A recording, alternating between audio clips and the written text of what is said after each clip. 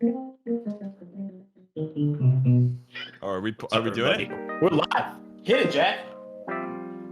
Ooh.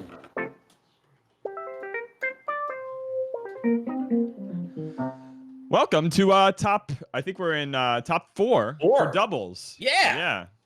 What's up, Jack? What's up? It's been a while. It's been. It sure has been a while. I see you've amassed some books since last we've met. Yeah, you've got me beat, but it's a close race. I'll get you in couple years at this pace, maybe. Do you have like? I was literally about to ask if you were like had a Gandalf pipe and you're hobbits, right? What do they call it in Lord of the Rings? It's just called weed. They sometimes weed, right? Call it pipe weed, right? Pipe but weed. I'm not fooled. That's weed. I mean, it's weed. 420 and all that. I do. If Gandalf was a hipster from Logan Square, Chicago, this is what he would smoke 100%. Yeah, Logan Square not so dissimilar from Allston. It definitely it's a little maybe a little fewer rats. You'd have to correct me on the direction of the rat population there. Enormous here, yeah. Oh enormous. Yeah, out of control. Yeah. Would you say it's the rat city of Chicago? Here's the thing. I lived in New York for a month last year, and I only saw maybe a couple rats my entire time there. I see more every single night in Chicago. I love it. They're our friends, you know? If you've ever seen that animation at the end of Ratatouille where they talk about rats being our friends, and yeah, it's I buy it. Good movie. Can't complain about rats. I mean, it did more for the image of rats than maybe any piece of media has ever done. It's true. And speaking of which, Allston City Melee trying to do more for doubles than any tournament has done in the wild. This is like, we're finally getting doubles in Slippy. We're finally getting things on the road. And there have actually been some like kind of unexpected, at least for me, upsets. I've not been paying incredibly close attention to Melee this year compared to previous ones where it's a little easier. But like Lod and Rishi eliminated. Yeah. J Flex and the Swooper over in the losers bracket. And in our winners side, we have Tempo and Run Riot and Aklo and Foxy Grandpa. Mm-hmm. And on the other loser side, we have J Flex Super versus Panayotis and Kem. Panayotis, a nice Greek boy, I can tell. Yeah, I didn't know Run Riot, so I Googled Run Riot Melee, and it didn't help me. So then I also Googled Tempo Melee, and Tempo is Calvin Tempo Taylor is a Melee Chic player from New Jersey. Fun fact, approximate total winnings, $33. So this is a big come up. We're going from 33 to possibly more than 33. That's right. We got a prize pool in this one too. This is some playing for some serious dough. The other brothers made it. Yeah, Aklo, Foxy Grandpa. Are they brothers? Yes, they are. Oh, that's awesome. Quick story. I ran into Foxy Grandpa on Unranked, and he just obliterated me 7 games in a row, I think.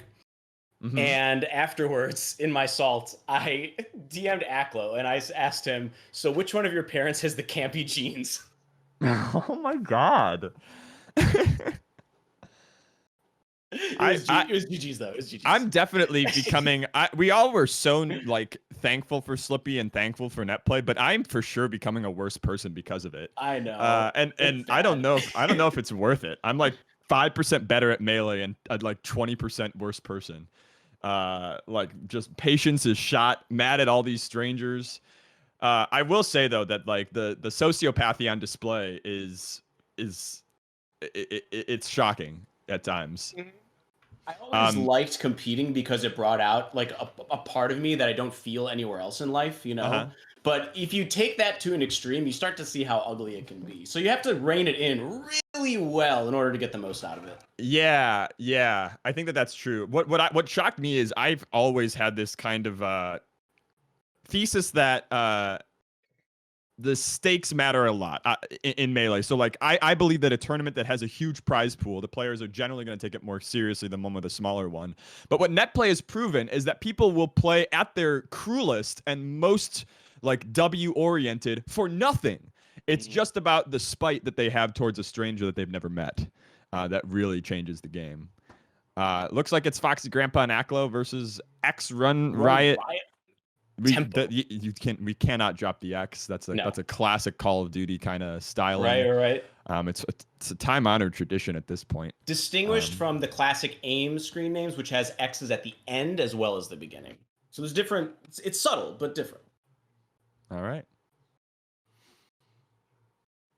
So we have Fox is at least one person, and Sheik is on the other.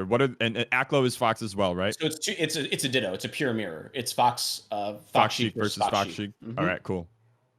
At the beginning of the bracket, there were so many Sheik Peach teams, or like we even saw Sheik Samus or Marth. I think there's just been a lot of floaties, and it tends to be a real limiter when you get to the upper side of the bracket, because you start to run out of ways to easily, like in a pinch, kill somebody off the top. You can get it done, Sheik, on Peach in that set had obviously some throws into up air at high percents, but when everybody's living to 142, it makes ledge control so important. Whereas once you slap Fox onto your team, like your options just double, in my opinion, or at least somebody that can kill off the top. Yeah, thinking of all the kill moves combined between Fox and Sheik. Actually, now that I'm thinking about it, so many. Who's better than Fox at killing off the top, or like even comparable? Is it really like kind of just Fox in this game? I mean, he got two of the best upward kill moves in the game. He's got number 1 and number 2, right? Yeah, because I've been saying that for so long. They're like, oh, you got to kill off the top, but like, does that just mean you need Fox on your team? or like 1,000,000,000% and an up throw or something. Right. Yeah. I mean, Sheik maybe has number 3 with his up air, with her up air. Yeah, we're into it. And immediately 2 stocks blown out. Like they never happened. Like tears in the rain. Yeah, like these, right? All the strong hitboxes are just gonna keep coming out constantly. Ooh. Who's who? Okay, blue team is X-Run Riot Tempo. Got it. Yeah. Oh, I love that movement. Yeah. Even as the red team kind of resetting together there, like having a place to go is really, really useful. Mm-hmm. Oh, okay. The formation with these two characters is usually like Fox plays point, Sheik plays support. That's typically how it goes. But when you find yourselves in scrambles like this, the outcome of it's like rolling the dice. Like the outcome of a scramble is just kind of unforeseeable. And so, so moves like that become really good, like Shine, just like to disperse all of the tension in the room. Yeah, it could definitely get awkward. It's a little bit of meeting your in-laws when you run over into the arms of the other team and you're getting 2v1'd. I think that Sheik is okay at playing at front. I don't think that they really have to like choose one or the other. It's just kind of the player preference. Because Sheik got a nice shield. She's gotten some nice big hitboxes that you can wall people out of. And anything that they try to do to punish Sheik, Fox can pretty quickly punish. That's the other benefit of Fox, is like he doesn't have to play point. He can play behind. Yeah. There's not really a wrong way to play it. You just have to make sure that your teammate and you are on the same page. And we are okay. So blue up. Tempo being the critical factor. I have to say, I wasn't expecting Tempo and Run Riot to be keeping it this close, but it is game 1. We're even all of a sudden. This is such a swingy. Do you think it's the teams, the team compositions themselves that offer such a swingy type of matchup, or is it more in the players? Yeah, I mean, it's even. They're just going fast. They know exactly what they're looking for. They tend to clean up these stocks nicely. There haven't been like horrible SDs. They're just attacking. There's just no messing around. There's no pleasantries here. No handshakes. No asking if I could come in. You just go in. Yeah, what if there was like Vampire? I mean, that's kind of how Wizrobe and Mewtwo King do melee warm-ups, right? Is they have to be invited in multiple times, and then maybe they come in. They're like a really picky Vampire. Right. All right, that's game 1. Very, very clean from X1 Riot and Tempo. Yeah, a lot of scrambles, a lot of crucially good edge guards. I think for both teams, when their opponent was off, they kind of stayed off. I didn't see a lot of recoveries in that game. Yeah, I think that at one point blue team Sheik was stock tanking and was at 3 stocks and 142%. When you're playing games where it's that fast and you're just scrambling the whole time, usually the person that is able to tank better and just not lose their stock, that team is going to slowly inch out ahead. Because each scramble, blue was getting like a little bit more, right? 10% more than the other team. And as that stacks up and you roll the dice, as you say, more and more, you've got yourself the W. Right, that was a 3-stock win, right? It did ramp up. It didn't seem like that much of an advantage throughout the game, but when the dice was laid. Yeah.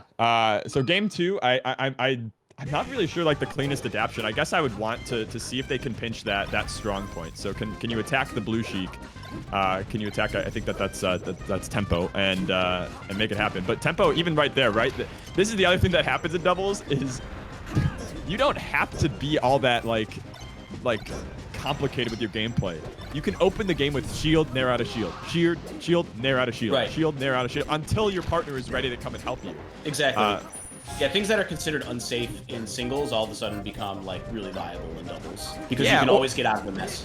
And positioning is so important that like just using low frame data, nice frame data, like spammable moves and options is sometimes just as good as doing something complicated and like.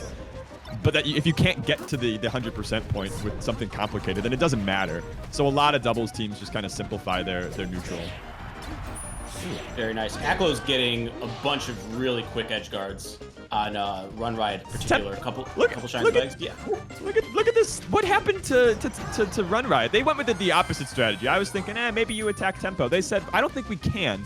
Yeah. So let's just murder Fox over and over and over and over. Yeah, Acklo found himself in the one-on-one and got out ahead every single time. And that's really what happened. Like low percent shine spikes is just the stock swing right now. It's huge. So blue team needs to play. That was a beautiful little combo there. Some ping pong. I actually think it's so hard to come back from. Yeah. Again. I think it's so hard to come back once you've got this huge of a deficit because tempo's like tanking doesn't work if Run Riot can't hold the 1v2 or 1v1s.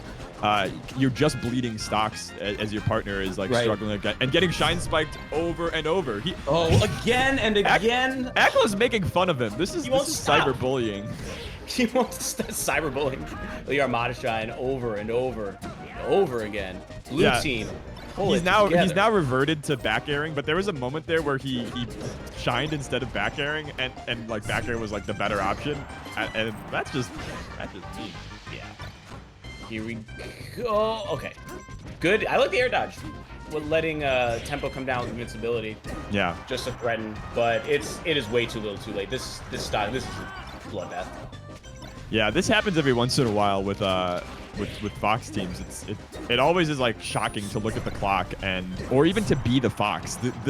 The immense dread you have because you emotionally it's hard to realize, oh, I've lost 3 stocks when it's only been a minute and a half in a doubles game. Because and then you start pulling on your partner's stocks, and as blue team loses this game, I think that Run Riot lost like 5 or 6 of those stocks out of the 8 that they had. Yeah, and especially if you consider how many stocks they took, right? It's that's so, even if you look at it that way, that swing is just so enormous.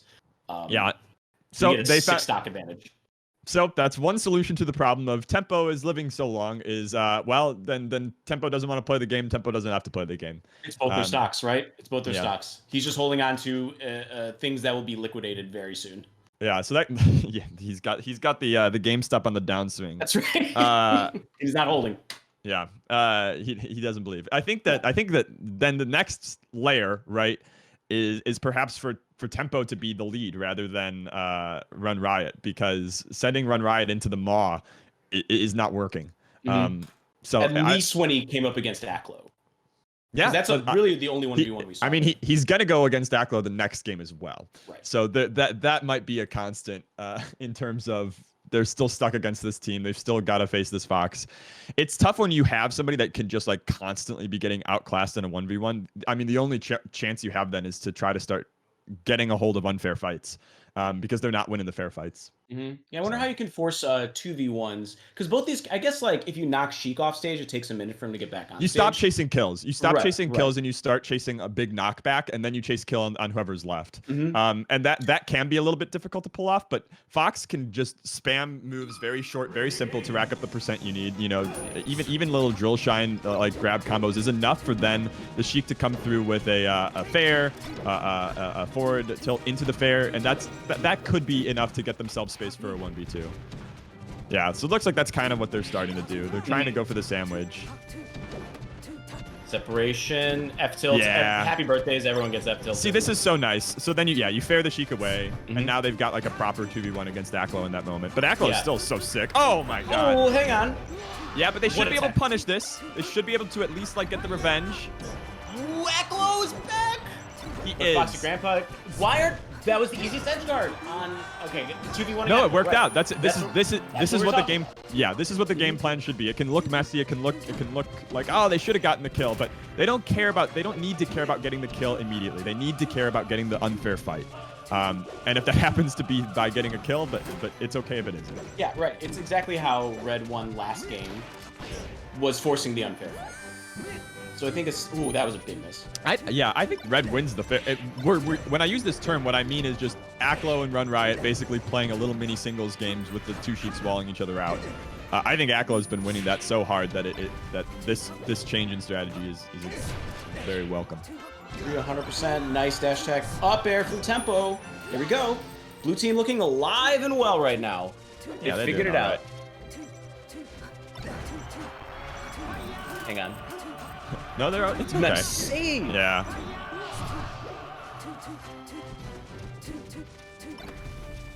All right. See, right- Oh, there we go. Yeah, they really like this spot, I was going to say, under the left platform, where they basically, it's almost like a bait. They're having Run Riot run in, and then just hold his back and hold shield, and then maybe throw out some like back airs or whatever to wall out. And as they retreat away from that kind of feint, they're running right into tempo. So if they can kind of keep doing that, it's good. But this is the reverse situation, right? The red team putting Run Riot in the exact same spot.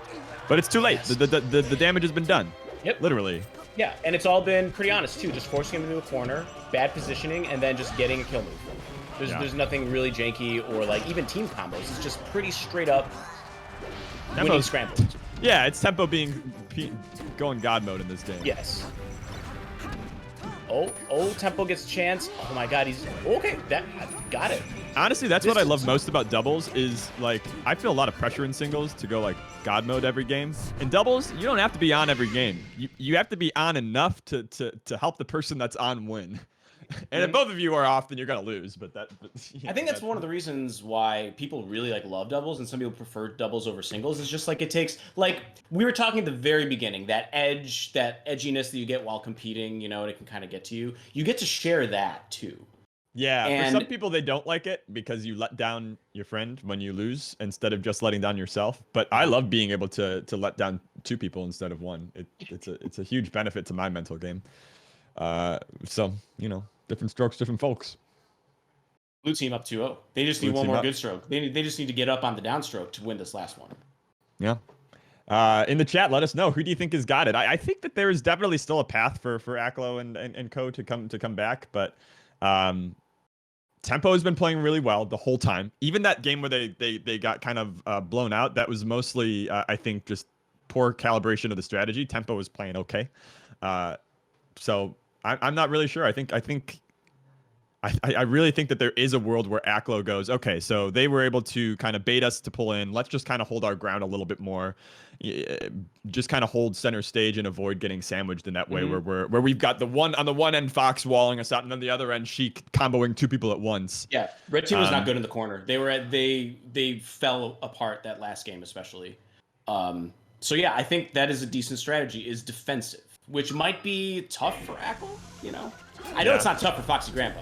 They don't need to camp. Yeah, they don't need to camp. They just need to not get baited. Exactly.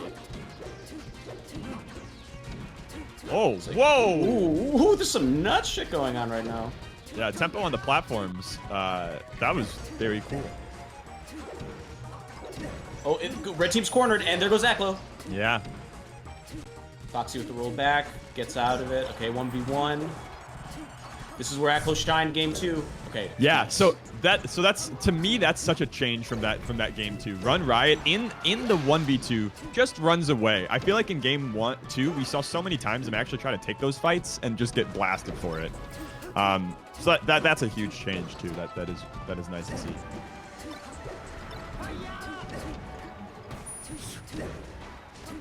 Okay, the reverse. Yep. Reverse. This is right where red team. Oh no. Yeah, and then Tempo is casually doing the 1v1 on Aklo.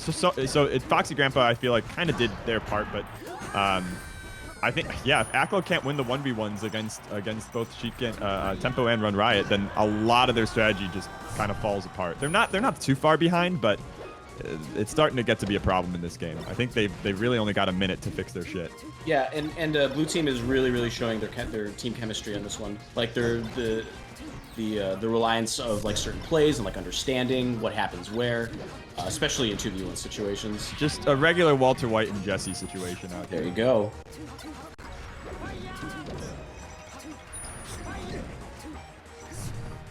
Oh, are they gonna save each other? Oh, that was such a good save. No. No, it's not. All right. I was like, they got a minute to figure it out. They figured out their shit. Oh. Yeah, again, almost a really tight team combo there by blue, and this is probably it. And then, oh my! See, Aklo there. That was such a good run. Yeah. I cannot believe that Run Riot didn't actually chase him all the way to the end of the stage. For some reason, he just stopped. They were both set up on ledge so perfectly for a kill. No! Oh my God! That's the training. That going into Armada Shine training mode. That double jump. Fine. Yeah. So all right. smooth. It's a This yeah. steady. This is as close as you could imagine. Red. Oh, the shine coming out of nowhere, but he gets back. It's so hard. This time, not so much. cheat. This time, not so much. Oh no. Yeah. All right. Tempo, stay alive. Tempo stays alive for another 30 seconds. Who's got this in the play? Yeah. It's. Oh. Yep. Dude, Apple filthy with the shots. Yeah. Never mind. Well, he died less than 30 seconds, and so No, that was Aklo. That was Aklo. With the shine. Yeah, right.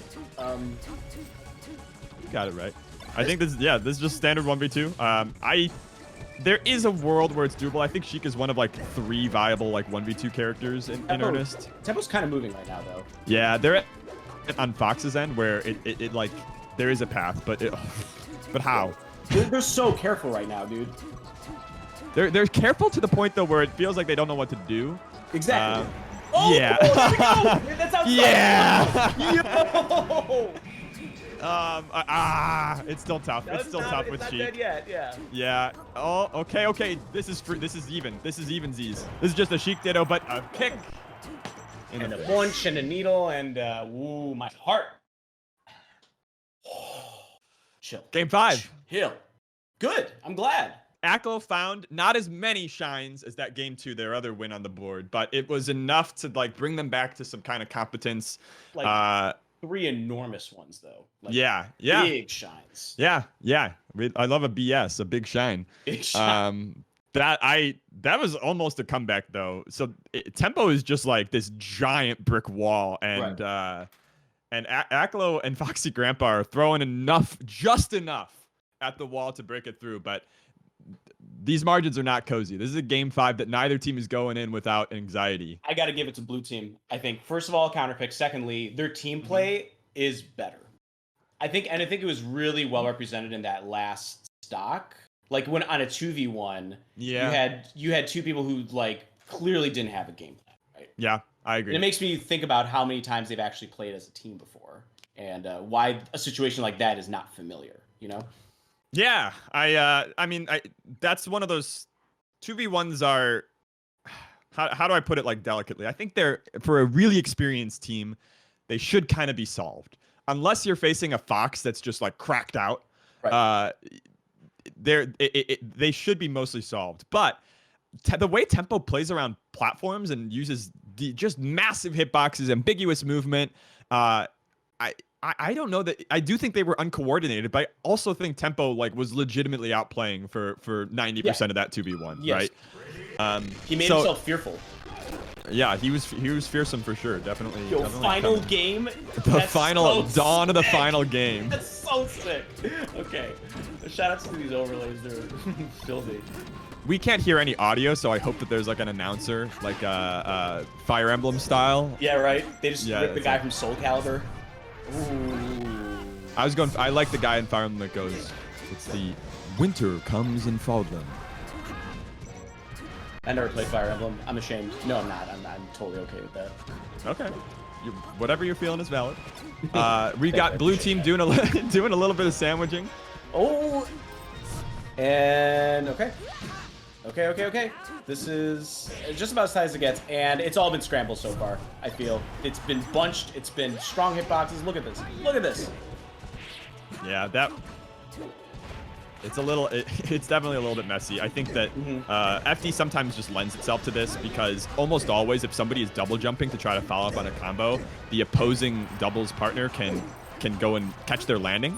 But you also have situations like, oh yeah, a side B? What? Honestly, what? I love a stage side B. Yeah, low key one of my Fox opinions is that if Fox's normals weren't so good, his specials would be used a lot more and like would still be pretty viable. Oh yeah. Like Leffen using up B on Chillin, not quite as troll as you would think. Right. Pretty troll, no, but like discount it a little bit. I've been tech chased with up B before. It remains one of the more embarrassing things that could happen. Oh, I love this. I love this from Run Riot and Tempo. Oh, he didn't get there in time, but yeah. Okay. That's a clean house. That's a clean house of clean stock leads for each of them. Right. That's right. We started new here on Holy Saturday. Okay, you're in Boston. We have to talk about Catholicism somehow. Red team definitely needs to figure out a way to come back. They don't get 3 days. They've got like no time. They've got right now. They definitely don't have a holy week. Oh, you saw Aklo just like trying to put up this huge wall for blue team to try to get stuck, and it works out. They get the first stock, but it comes at the cost of so much percent on Foxy Grandpa. I love how Aklo just didn't give a shit and just up smashed right through an invincible Sheik to get the kill. Really smart. Foxy Grandpa is like the... Oh, I was about to say, if Foxy Grandpa lives, then they can win, and if not, then they can't. And Foxy Grandpa up B's on accident, and that's the end of the set. That's it. Bravo. Our winner's side finals. Not grand finals, not losers finals, but winner's side. So it will be Aklo and Foxy Grandpa going down to face the winner of J-Flex in the Super versus Peniotis and Kem. Thank you. You got that one. With Panos and Kem. Run Riot sitting comfortably in the grand finals winner's side. There is no safer place on earth. That was nice. That was nice. Nice doubles play. It was hella good doubles play. I really liked it.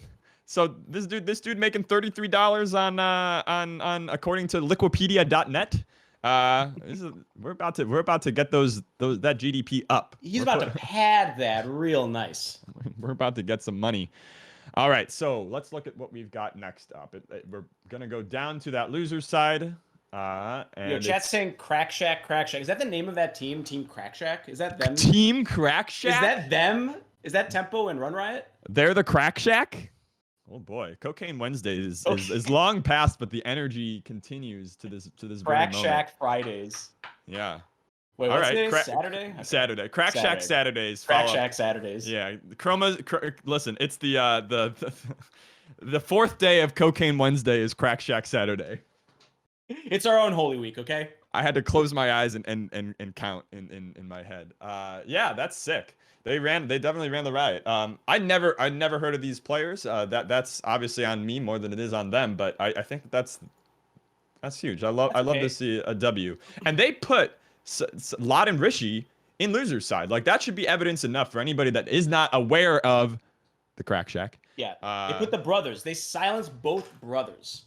They silencing brothers everywhere. They warded the natural chemistry that they have. They're like, you think genetics are going to help you here? What about just friendship? What about brothers from another mother? That's right. Okay. Right. All the anime tropes you've ever thought of go together in a good teams. Yeah, I mean that's PewFat versus the Alliance Bros. This is a constant in Melee. Is the found family versus just the family, right? Boring old family. Yeah.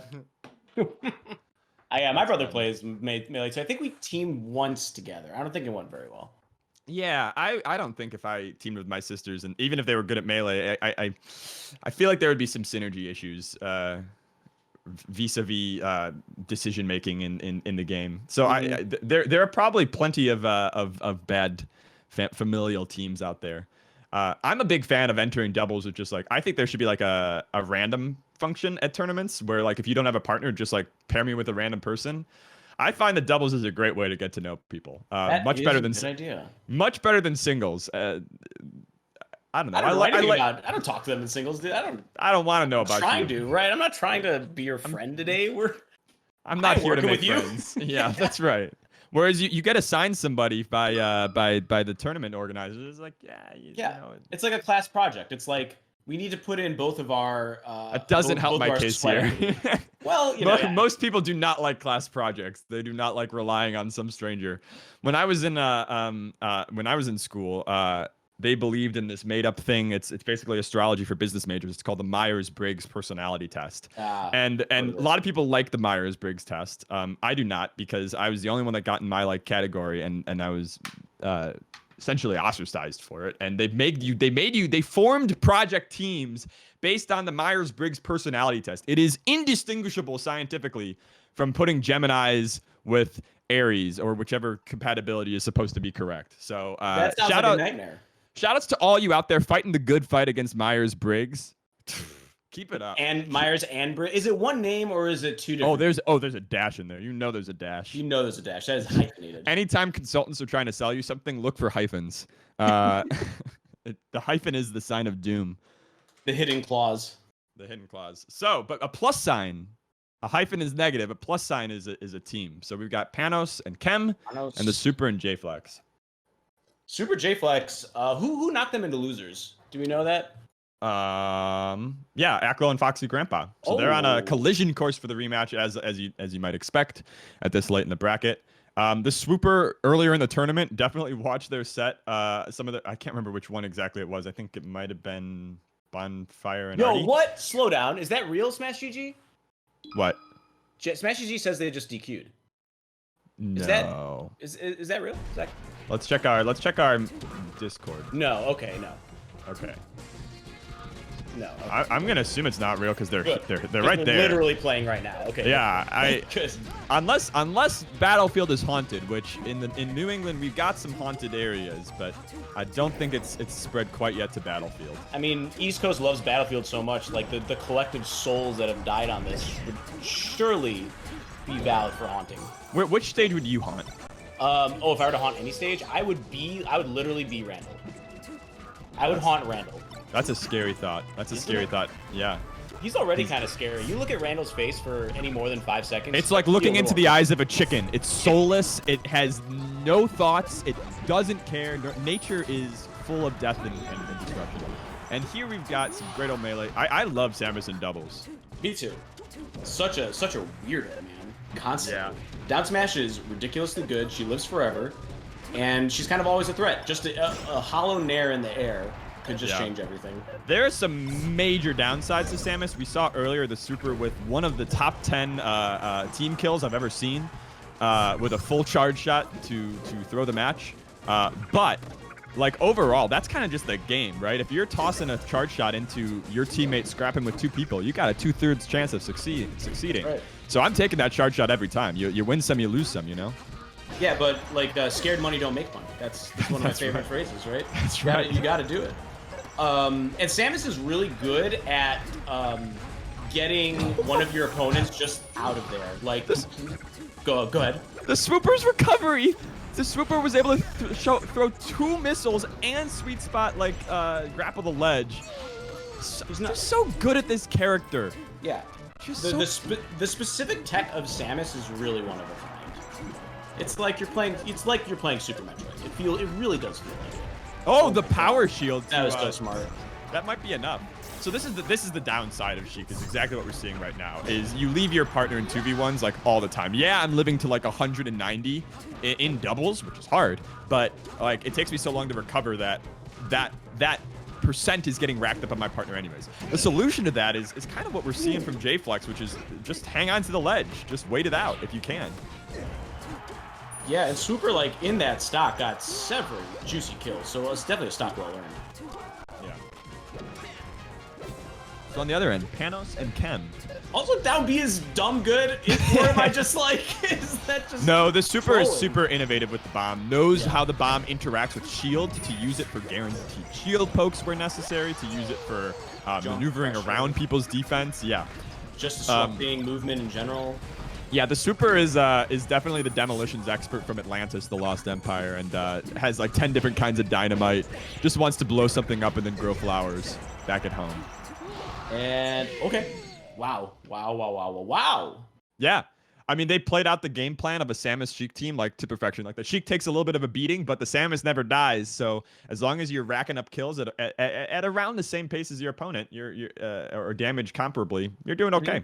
Yeah, and it's really important for JFlex to just not die. Like we saw in the last set, how when tanking stocks doesn't really matter if your opponent's just dying. Well, Samus isn't dying anytime soon, so you can have a lot more leeway with the stocks you do have as the Sheik player. Yeah, Jake, I forgot that you were green screen for a second. I was like, why has he got this green haze around him in this library? Oh yeah, yeah. My why this green haze around me in this library. My brain has given up on COVID. Anytime I stare at a screen, I just start to believe everything that is on it as true. God, I bet I doubled my screen time in this year alone, like compared to like all the screen time in my previous life. Yeah, it's been rough. It's been rough being perceived like all the time. Just people looking at you and perceiving. Yeah, I mean, if they were looking at me and like weren't perceiving, that would be okay, but I don't trust humans to just kind of not perceive. That tends to be the thing we do. You know what I'm perceiving, Jack? Your beautiful mustache. I'm not kidding. I really like your mustache. I'm not kidding. Thank you, Jake. And as always, Beard King. We're going into our next game real soon. I think that what changes would you want to see from our red team? Or I think they went red. God, like find better ways to kill Swooper. Like I think that's paramount. So what I've been mulling over in my head is the risk reward of Falcon trying to go off stage and challenge the recovery. The problem number one, Swooper is a big brain genius and will have like a bomb or like 3 missiles when you think that none of that should be in the budget. He's gonna ferry you out of nowhere. The problem is I don't know that they have a choice. I think they've got to try. So yeah, they're starting off with a focus on the Swooper. Alternatively, get him off stage and then just you have to wreck JFlex, which is a tall order because JFlex is super good.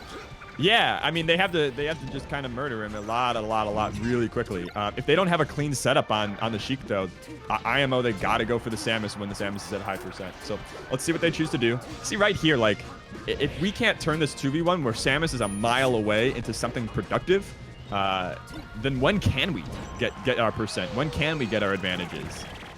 Yeah, because they're giving, I mean, deservedly so. The Swooper deserves a lot of respect that we get. Oh, even this deserves respect. You have to respect that. That's ridiculous. In doubles, at least. So how do you kill a Samus that you give just so much respect to? I'm never playing Samus in singles again. This is the truth. Don't you ever? I've seen the light. Also, up out of shield is just like criminally good. Yeah, I think it's kind of worse in doubles in some, and it's, yeah. Oh, never mind. I take it back. In singles, you can just SDI it and you're free, but I do not think that Panos and Kem have gotten the memo about SDIing Samus up B. Right, they're both getting up B at the same time. And yeah, because like if you both just SDI it, at least at the low percent and get out, you could just punish the Samus for it unless she's got a platform to land on. I think Samus is I mean, she's fine in singles, obviously, but there's just so much fun stuff you can do in doubles. So I guess when I say that, I more mean I think it would be more fun. I agree. That's a huge first stock. So Panos needs to live, okay? Panos needs to live, and no Panos. I love the I just love how the blue team is playing it. There's moments when they are just putting all their trust in JFlex. They're like, yeah, you wall them out, and if they get past your wall, I've got this big charge shot, this flying Falcon knee on a projectile, and that'll be our way out. Let's see how Red takes the 1v2. Yeah, they understand fully how much of a threat Swooper is. Literally at any point in the stage, at any time in the game. Yeah, there's the SDI you saw from Kem, I believe. Oh, he's going in with a nair. What the? And he got in somehow because of a good partner. JFlex back airing, nairing. Yeah, get him to the corner and just push him out. Keep pushing him out. All this being said, while I have been impressed by like the blue team's game plan, this stage is really helping out red team to keep it even. They can focus a lot of their 2v1s. They can get kills a lot easier. They've been doing a better job of being able to bully JFlex in the 1v2. But specifically Fox and Falcon can really jump quickly through the air in ways that the other 2 characters cannot. Yeah. So, like utilizing airspace, even though double jumps are very risky, I think is super important. They've got to kill Samus. They have to right now. Yeah, I was gonna say this indecision is because it actually is kind of an even choice tree, because Samus is at 108, which isn't quite enough to just get a free kill. So do you take the 2v1 and leave Samus to just start chucking grenades at you, or do you go in and try to challenge the Samus? And it's a tough call. Really, the only answer is for the Fox to be able to do both, which I think Chem has been doing that all right, but they're kind of running out of time. This is really good stage control. Yeah, they forced Blue into a corner very, very well this stock, but they always find a way to get out. I like that from Falcon right there, where they waited for they're like, this Samus keeps coming in with Nair. This is a little too gregarious for our liking. Let's just wait it out and punish this bad frame data. Also, it seems really awkward when both Samus and Sheik are off stage. Oh my god! Oh, that was huge. Yeah, it was already a pretty even spot, and an air dodge just blows up the blue team's plan. Like, when you're playing that spread out and with that much, like, super vulnerable to any one of you being 1v2'd if red team just commits, I mean, like, besides even not SDing, you can't really make any mistakes. Like, not even just the SD. So it ends up with red team on the board. Yeah, movement is a big deal. Is a big advantage for red team. Because red or blue team strengths is positioning and hitboxes, right? For the most part, and like they have the ability to play long range with Samus. But red team just has to move, and I think their chances of winning will be a lot better. I don't think they will, but there's a chaotic voice in me, my doubles chaos voice that wants them to go to Yoshi's, that wants the Samus and Sheik to go to Yoshi's. I don't. There's another voice that's very calmly explaining that would be bad, but Yoshi's to me is the blender of doubles, where if you find that having that much space was a problem, then do you have the budget? Are you willing to throw a game to experiment with the opposite? Well, what's the drawback from blue team? Samus is going to die at 120. You know. Yeah, that kind of sucks. Yeah, they were already dying a little bit earlier in that game than the first one, so that would be the trade-off. Is we kill them a little bit faster, they kill us a lot faster. But if they were already killing us pretty fast, maybe it's worth. So if they can't, Swooper found a lot of success being a threat from long range, which is very important. Yeah, but I think I'm worried. I think that they are going to try again with the long range. I'm worried that it's going to get a diminishing return once Fox and Falcon, if they get in a groove where they're able to, okay, Falcon runs over and hits Samus off stage, then runs back and goes to the 2v1. If they get in a groove of that kind of pattern, it's pretty hard to contest. You do have obviously missiles and charge shots to try to get in there, but those have a high risk of failure, and they do go for the big stage. Missiles kind of suck. Like, honestly, missiles are really, you don't need to respect missiles that much. Any hitbox basically just tears through them. So, but look, he's just charging charge shot in the corner.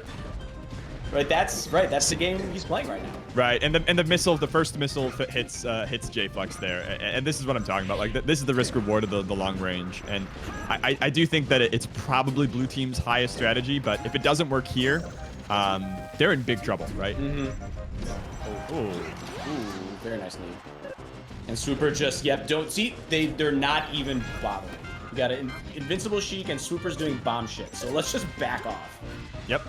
Right? No one knows what he's as long as they're not getting hit by random missiles, then they're okay. But Samus is still really good at that exact situation we just saw, where it's like she can pass the ball very nicely, and the ball is Fox's skull. And Samus is perfectly competent at killing Fox extremely easily off of those passes. Yeah, these defensive options from Swooper are just constantly just a thorn in Red's side. Okay. And also, oh my gosh. Whoa, crazy. That's some uniquely Swooper shit right there. What you saw, ladies and gentlemen. The Swooper just like hovers in air. The Swooper turns Samus into Peach. And he's just content with getting up thrown by Fox because he's getting back on. Yeah, they're not even bothered. And they shouldn't, but they aren't killing Sheik quite fast enough. I think they need some kind of setup for Fox for one to hit the other into like their kill move. A lot of their setups have been like really good chip damage, nice 2v1s, but they're not ending with a knee. They're not ending with a grab up smash. Right, like right there, they just weren't ready on the handoff. That could have been grab up smash. And while Sheik isn't quite at the percentage where that's gonna kill, you like Sheik up in that position more than you like her at the ground, and you like the damage from up smash. Meanwhile, Swooper's at 1 billion. And he's dead. Okay, great. 192. So that's our budget, but this is looking like that game we saw, just a set ago, where if you just, 2v1 the partner, you have a total of 8 stocks. It doesn't matter that Super tanks stocks if your total team rate of stocks is worse than the opponent's. That's right. Rate of stocks. I like that. Is that your official statistic? TM, yes. The ROS. the ROI on this ROS is just... It's going to be the next Slippy build. The stakeholders are going to be pissed. Oh, detail. Up B, forget it. Up B's super good in doubles. I'm just saying that. Damn, yeah. dude. It's all right. So this is great. This is great from Red Team. This is so nice. If they can, this is a hard puzzle to kind of force the blue team into that position where they're both getting edge guarded. But even though the super can stall off stage for so long, it's a very, very easy, I think, 2v1 for the red team to handle once they get them both on one side of the stage. And if their positioning is right and their synergy is on, but all it takes is J-Flex just to down smash once, get him off him, and run to the other side of the stage. Oh. We've seen that a lot already. Oh, I thought Super had it. Oh my god. Oh, okay. Yeah. How did that forward smash hit? That was the wild hitbox. Falcon is Falcon's legs. Yeah, poor boy. Falcon's bad at recovering. He's exposed just constantly. Even his up B looks depressing. He's just just going for an Air Jordan, and maybe there's a bucket in there. Right. Please. So blue team have quietly brought it back. I think that they're obviously Super still at a percentage where it's risky. Yeah. Oh, right there, the miss knee, but we gets the turnaround. And Super still living. Right. But he's useless, right? And Sheik is getting 1v2'd, and they get 2 kills anyways. And now they're in the 1v2 against the Super. So this is your reward for living till 190. Congratulations. Right. It doesn't mean too much when your opponent doesn't have his own stocks. And now you're just gonna get, and this is where it gets super bad. I don't think Super definitely just doesn't have the speed to kind of compete with this. Yeah, it's tough. You could, and Falcon isn't going to die to a random hit at 83 from any of Samus's moves. Yeah. At best, you get a missile and get some space to then maybe cheese Fox, but yeah.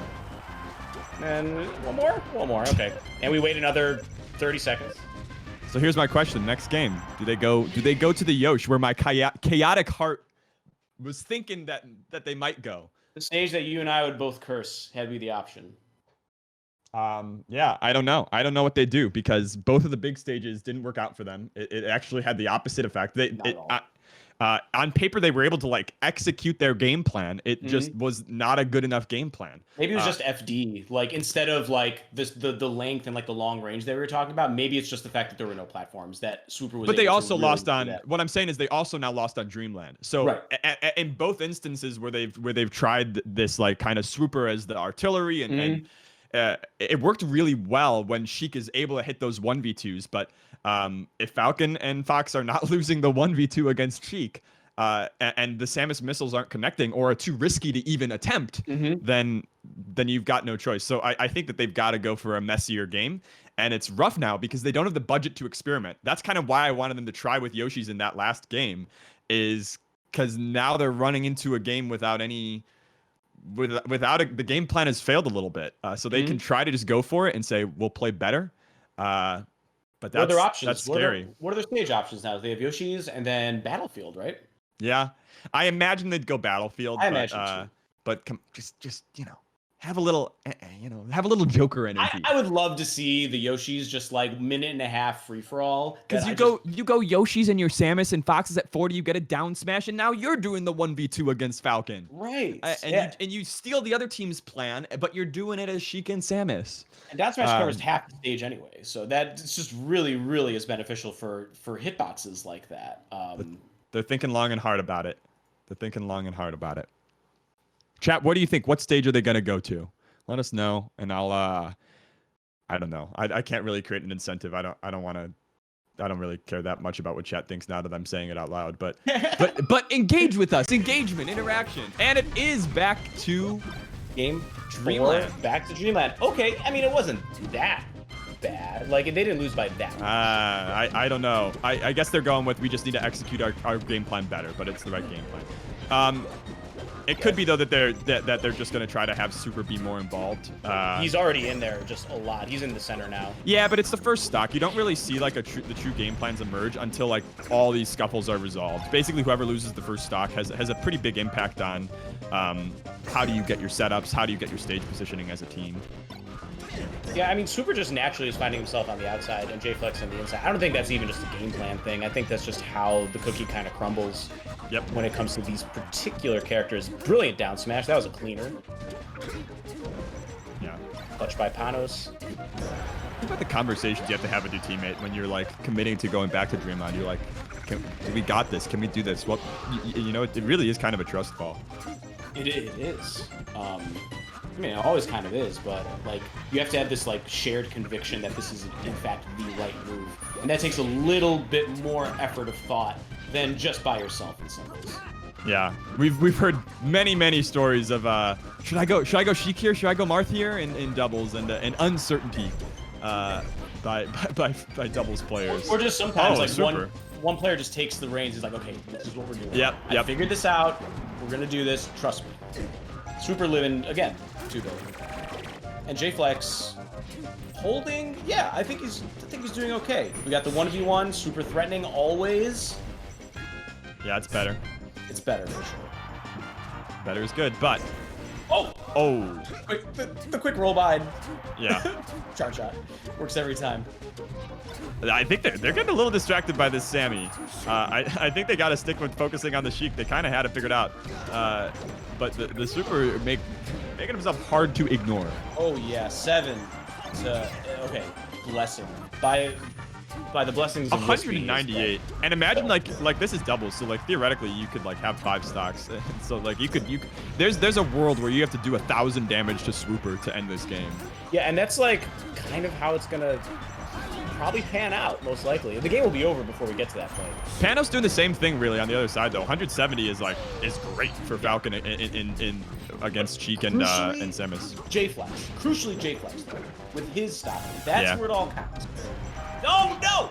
Yep. We saw that earlier. It's just occupational hazard. Good save. Good save. And just back into it. A save into just bodying red team. Yeah. Yeah, they're online. This is just heart of the champion. We've got this. We're the better team. Yeah, I mean, Missile, like I was shitting on missiles earlier, but in situations like that, like a grab situation, Missile becomes actually pretty threatening. I mean, it's always good to throw them out. You just need to make sure that you have, like, nice stage control. And it's determined a little bit on your stock budget. If you're up 2 stocks as a team, sure, toss out some missiles. Take the 2/3 chance. Bro. It's when you're behind that it becomes a big problem. But this is looking... Chem just died to a bomb, so that's bad, okay? That's really bad, okay? It's terrible. Very nice. South Park 2016 colorized. Should not be viewed by anyone. Yeah, we've progressed beyond the need for South Park. I agree. But we haven't progressed beyond the need for 1v2s. This is the kind of 1v2 where it's like, I'd hype it up if it's like maybe Mango at What the Fox, right? The one time we've seen something like this plausible, but this is just nice by blue team. They're cleaning it up. This is a valiant, like, I'm not dying without a fight. Yep, I mean, you have to, right? You're not just going to run off this late in the game. Okay, good. All right. Congrats. Moving on up. That is going to be then the rematch. Aklo and Foxy Grandpa, who put J-Flex in the Super into the losers bracket. Hate to break it to you, Jack, but we have a game 5. Oh, shoot. I forgot of the game count. It's okay. This always happens to me commentating online because there isn't an overlay I can just, like, reference. That's crazy. There's a game 5. Oh, my God. They should go to Yoshi's. It's time for Yoshi. Finally, it's time for Yoshi. Please. All right. Let's see what happens. Okay. Wow. All right. I have to recalibrate my brain. I was like, it's over. They did it. They made the comeback. Okay. So red team has a shot for sure. There's absolutely no reason they can't win this set. But only if they go to Yoshi's. Fox played rough, I think, on that particular map and that particular setup. So, but that I don't know if I can make a prediction or like a clear game plan that I want to see. My chaotic heart is telling me to go to Yoshi's, as it does. But I don't know. I like when the valves of your chaotic heart open, Jack. They're not doing it though. Fascinating results. No, they're going to safe as milk. Yoshi's or Pokemon. Okay, this is the compromise. It still allows Super and J-Flex to default to the artillery setup if they get a stock lead, which is a pretty big risk for Red Team. But now Fox is like, nice kills off the top. We have 2 places on the map we can kill people instead of just the one, and that could be enough, truly. Oh, looks okay. Oh man, Super missed a rare sweet spot on his tether, and he's just content to coming in, using a missile to cover himself, and wow, I saw the wrong end of an up smash. J-Flex off stage, yikesers. Oh. Okay, that's right in the worst position for Blue to be for any team, but specifically these 2 characters are both off stage trying to recover, because that shit gets awkward. Yeah, and Samus has obviously there's no impact landing to get back, but it even with the best Galint, it's extremely difficult in doubles to combat that setup, because even if you hit the one person, hey, that's what this is a 4-player game. Do you see Red Team just juggling J-Flex with Swooper right outside and them not even caring? Yeah. They're not as respectful towards Super in this game. I guess they were both shielding, waiting for an up B there, but it never came. So Swooper's going back to artillery and getting grabs. Why not? Yeah, it's not too bad, but this is a rough place. Falcon is high percent and probably still has like 2 or 3 strong hits left in them. And Super can die like now. This is rough. Yeah, it's wild to see Swooper with such a high percent and low stock count, relatively speaking. Oh no! A little bit of team kill here. This is nice. That was very nice by Ponish. So there was a lot of momentum from Red Team going into that sequence where, Super is vulnerable to an up smash, and Fox can almost always find those in doubles and not get punished too hard for trying, especially at the low percent. And they kind of just held on the fort and have brought this game back to an actionable state. They still have some agency. I agree completely. When Super's in the middle there, it's pretty bad. He just gets boxed around. Right there, I really do wonder if Falcon could have gone for a knee instead of the up air to punish the Samus up B. Little things like that They've been trying a lot, and they haven't really succeeded in doing so. Yeah. I mean, if you can't punish the up B with killing Samus when she's at death percent, then you've got some big problems. You've got some explaining to do is what you do. Because right now, if Blue Team wins, it's going to be on the back of Super holding out this stock. Lost the first one real quick. Is refusing to lose on the second one, despite being at death percent on this stage for so long. Only taking these little hits from Falcon up air, from the second hit in there. Just nothing that's going to kill. And even going for the grab? Yeah, it's nuts. My heart a flutter? Yeah, they're giving Swooper a lot less respect. They don't really care about his presence that much compared to the other one. They're really at least focused. I think they should. I agree. I think they should. But they've really been focused on taking out J-Flex. Yeah. Which is also a good strategy. Yeah, it's fine. But I'm real worried. I think that right now they just need J-Flex, to do exactly what he's doing here. Just playing it in the juggle game. Beautiful missile. Routine. Looking poised. Samus in losers finals. Imagine, not just any Samus. Yep. All right, it's looking grim. We called it at the end of the last, or I called it accidentally as the last one, but there was definitely something in the water on that Dreamland game where Blue Team was just heart of the cards, we're the better team, and they're gonna advance. They got it. The defense monsters. Mm-hmm. The footsie felons there, Sheik and Samus. The footsie felons. Yeah. Sheik's a great footsie character, and Samus is too. Samus is primarily footsies based, at least in singles. Yeah, that was really, really good play. I think that Red Team didn't take kill advantages when they were presented them. There were a lot of times where they were spooked out of using or couldn't find setups, even when they had earned their percentage. They're on Pokemon Stadium. You can kill the Samus at 120, 140. If you don't, you will lose. That is kind of the story of the set on your counter pick. On Dreamland, you might be able to make something happen. You might be able to 2v1, but and it might still be a problem anyways, but because you can't kill off the top even as an option. But on your counter pick, got to make it happen. Yeah. That stage in particular, and Yoshi's would have done the same thing. I regret so hard we never went to Yoshi's, but the more game states you remove, the better for red teams. Specifically when like Samus is recovering or Samus has like space. You know, you cut those out, and Pokemon did that too in its own different way. You cut those out, and all of a sudden, red team's path to victory becomes so clear. So much more. I mean, I don't know if I've told you this, but the reason I play Samus is to try to introduce a little mindfulness into my gameplay. When you're slowly, agonizingly floating back to stage, you can really reflect on all the mistakes that you made that led you to being out there in the wilderness. It's almost like an angel platform, like in the middle of a stock. Yeah, and boy does it make people mad when you take a long time to get back. Unfortunately, in doubles, it can also make your partner quite mad there when you're kind of just messing around with bombs off stage. But something that Super does is literally will hover off stage with bombs, shoot a missile one way, then shoot a missile the other way. I have never seen that before in my life. Sweet spot the ledge with tether. Mwah. It's crazy. So they're going to get the revenge match versus Aklo and Foxy Grandpa. I think it's going to be very similar in terms of the baseline game plan that you go in to the set with.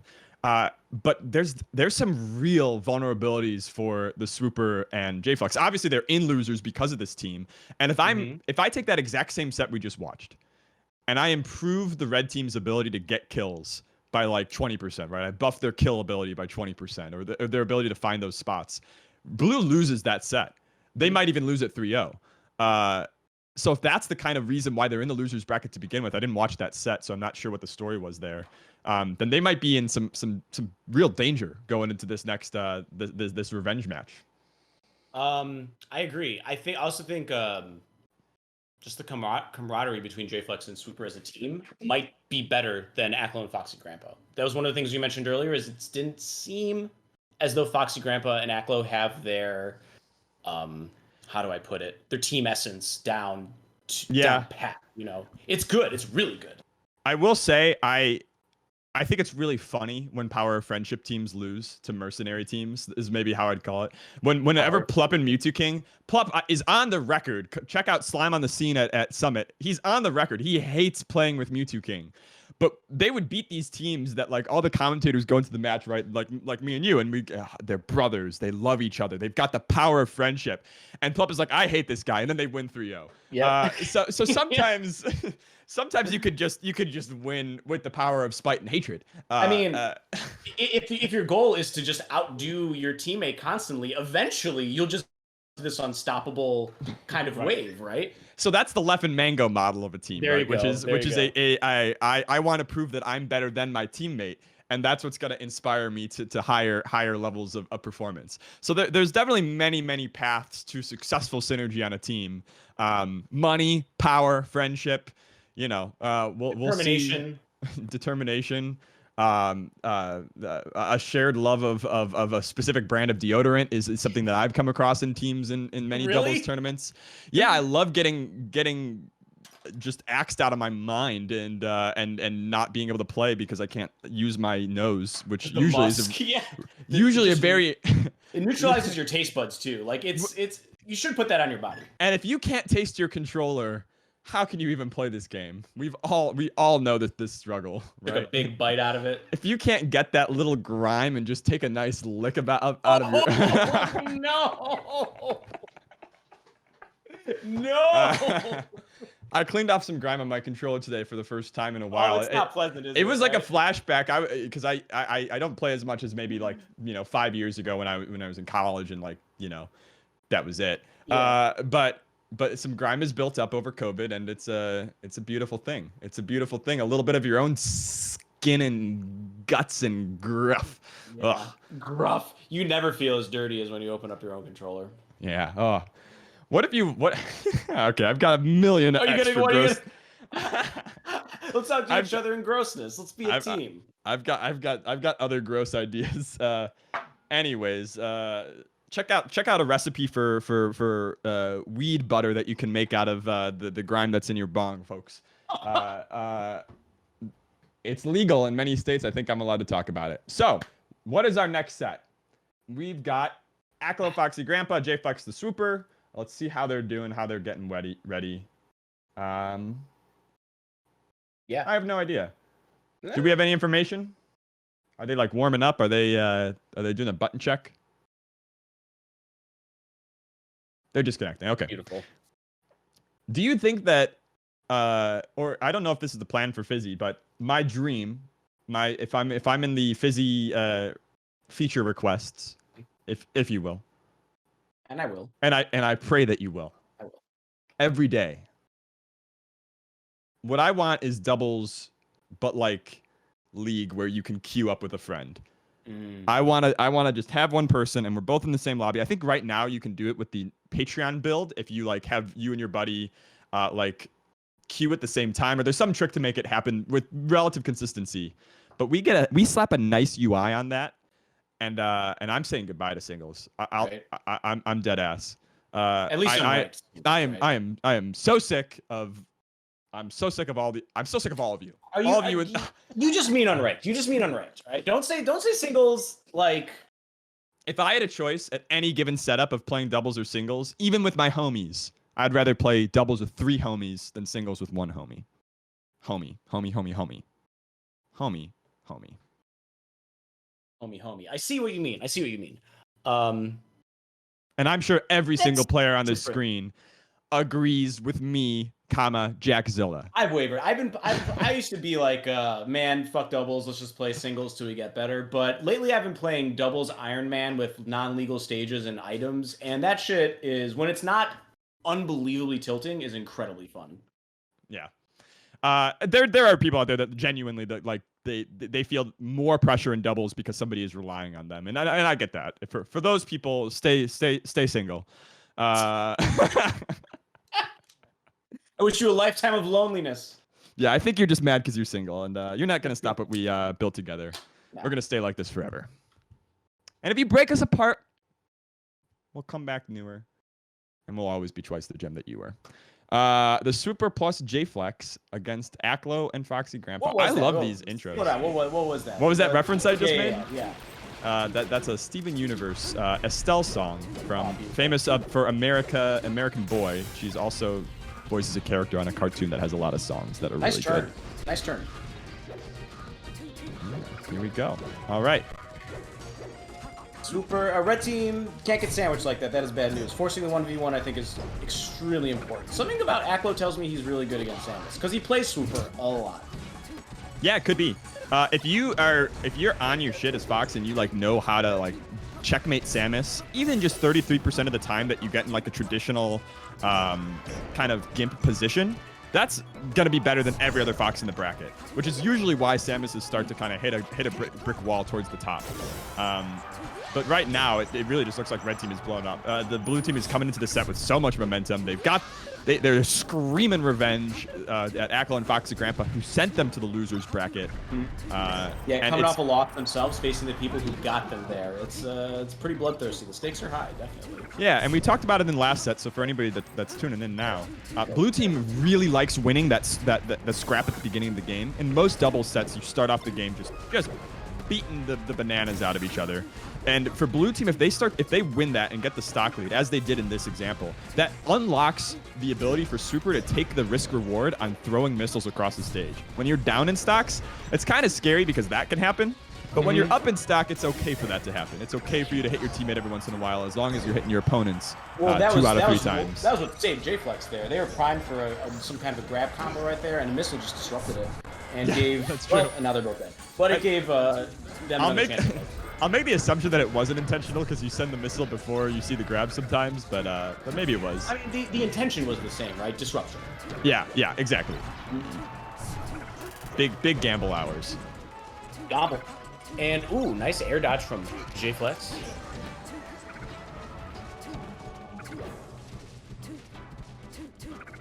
Okay, I like it. To the skies. Yeah. I like that. I think Samus and she kind of suck at getting up there, but it obviously leaves your partner in the 1v2. So the question mark, so you're gonna play on the top platform. Fine. Does your Foxy Grandpa have the ability to 1v2 or create space? Do they have the ability to set you up to go and punish them? Oh, unlucky. Oh boy. There Yeah, you go. well, Fox is never too far away. I think that's part of the decision is that, oh shit, my partner's in trouble. I just need a shield drop and I'm there. Oh, Ooh, great shine, very great nice shine. Super smart. This is the other problem with Artillery Samus against Fox is like it's extremely reliant on the Fox not paying a lot of attention, I guess is the way I'd put it, or not having the or being so distracted by your teammate that they can't throw out a one-frame shine in the middle of whatever they're doing. Right, it's almost always possible, but you have to be aware, right? You have to see it coming. You can't just get stuck in shine and then be dead. So you have to do it smartly. Yeah, that's true. Obviously, one of Samus's like classic approaches is you missile, jump over it, and then punish the reflect. The reflect, yeah, or the power shield in some instances. Oh boy. This is rough for J-Flex though. This is a much tougher 2v1. This is what I was talking about in between the sets, like that the vulnerabilities we saw from the Super and J-Flex from a team that has a lot of kill power get magnified if they actually execute on that kill power. If they actually punish you when you're in your frame data from your Samus up B or when you're charging. Or your charge shot, right? Perfect. Perfectly done. Yeah, the speed of Fox. Because when you're charging, yeah, and if you're not paying attention and the Fox is running at you and you're stuck in the charge, you can cancel it and like try to shield, but you're in a bad spot to begin with once Fox is that close to you and you're still in that animation. Yeah, your actions have to be sharp. And here's chain grab. When's the up smash gonna rip? And for losers finals, which is where we're at, this kind of lead is really good. Obviously, in like early bracket, you expect like 2 or 3 extra stocks on top of this, but for evenly-ish matched teams at the top of a given bracket, winning with both stocks at low percent, that's a clean game. That's a clean W. I'd say so too. Right. Always in control, constantly. Never once we were like, oh man, is Super gonna get this? Or J-Flex gonna get this? It was just, yep, this is over, confidently so. You can tell that Super is winning a set when it's like you're watching a fireworks display.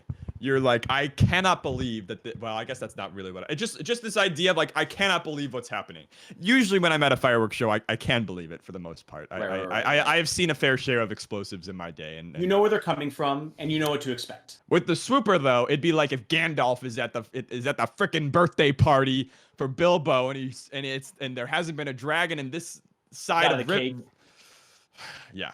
So that's what I expect to see from Super in a W, but they got kind of locked down there. It felt like they couldn't go for the artillery, even though they won the opening scrap. It very quickly fizzled out. Echo's still on top of it. We saw a couple crucial plays that just directly counter that artillery, Samus, right? Shine the missile, up smash the charge shot. Shocker, the button that makes it go back at you is very strong. Very good, the Sakurai shine. Oh my god, he got 29% spamming laser at the beginning of a match. God, that shouldn't be allowed. They're from the same region. They've played each other. That's the advantage. That's fucked up. I mean, don't charge shot. Oh, and he pays for it, though. He just died. He just eats it. I don't even know how he died. Oh, that's Fox. I know. Man, if you can literally get pretty much roofied in a game of doubles if you're playing Fox. Like, you just like don't notice, and then you are at one stock and you're starting to like beg your partner for their stocks. The age-old question: where did my stocks go? There's no answer to that. They're still yet unanswered. Oh, Echo just ignoring J-Flex, running in towards Super. He has his eyes set on the Samus. Yeah, I love how Super comes down. One of Samus's big problems is getting juggled, and obviously none of these people are Marth, and so their juggling isn't going to be like completely busted. But coming down with like you have to time that down there actually really deliberately. It's a pretty wide move, but it's a little bit like a Donkey Kong forward air where you have there's a timing element to it, or you get stuffed. Right, but then the mix-ups come in, like, am I going to down B beforehand? And I haven't really seen a lot of shenanigans so far from Super. I think he's keeping it pretty honest. Yeah, and see, here's another problem. Akko and Foxy Grandpa can also play the artillery game. It's called Samus, or Sheik throws needles at you, tanks stocks, and then Fox lasers at the top platform and shines you if you don't want to approach. Yep. Yeah, there's a lot of issues right now with I think blue team's play. They're still holding their own, but I am worried that they're extremely dependent on killing Fox early. That's a doable game plan, right? That's not the worst game plan in the world. But I'm always scared if I go into a match and it's like, hey, we just need to be way better than a Fox. He's busted in doubles. I'll say it. He's the best doubles character. Right? There's no doubt about that. As I talk more and more about it, I'm like, damn. So that's just life in doubles. Is just, oh, I hope I can kill this fox, and if I can't, no. Oh, okay. If I can't, I hope he doesn't kill me. Right.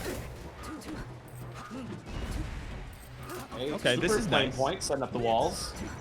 Okay, yeah, JFX just trying to find some kind of strong hit on the platform with these high percents, and he really wants to die. Poor guy, and the shine again! Chill on these missile swooper! Oh, that was almost a dare to try to tiny little spike him down back into Fox's grandpa. Would have been nice, but instead Aklo gets blasted. All right, so we've got our 2 tanks versus our 2 leads, right? They keep resetting like this. What is going on? Is this like some kind of honor rule? They just reset. They're resetting to the platforms. Aklo throws a bunch of lasers. I guess both teams think that it's good for them. I don't think it is for blue team. I think. That was so unfortunate. Super tried to run over to save JFlex and wound up getting poofed. Yeah. Died or poofed. Yeah. You got. It's okay to get poofed. You don't want to get shattered. No. Should do it. Where's he gonna? Okay. So why is Aklo just standing there? He's insane.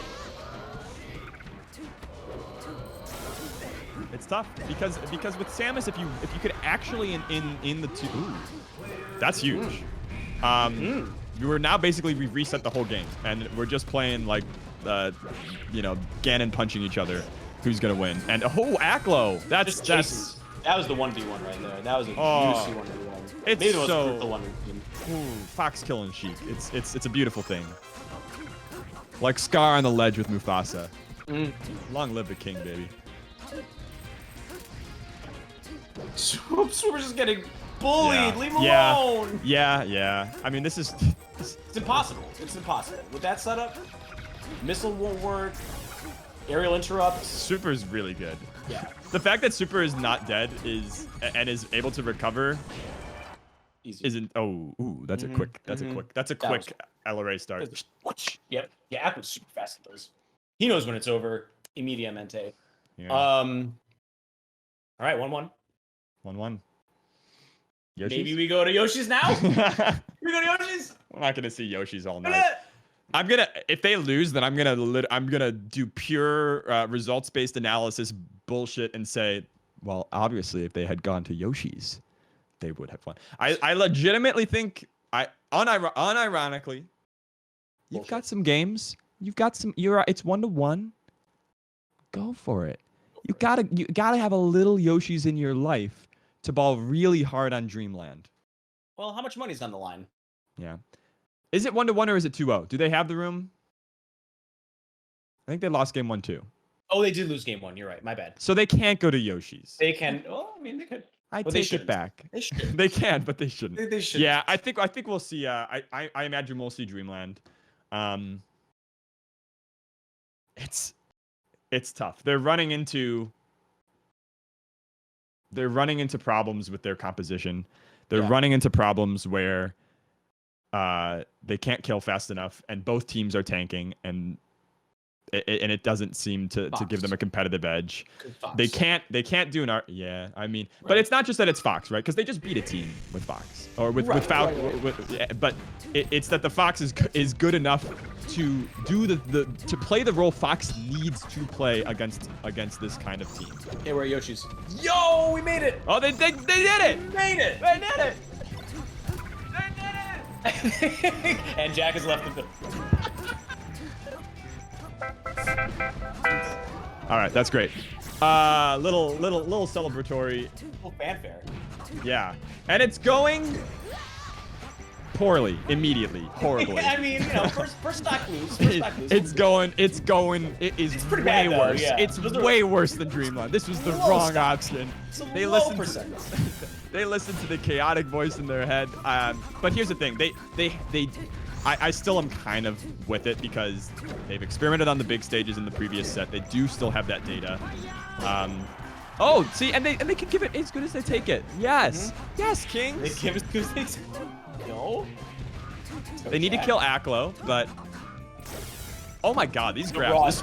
The Super has grabbed twice in this game, which is high for a Samus within 1 minute.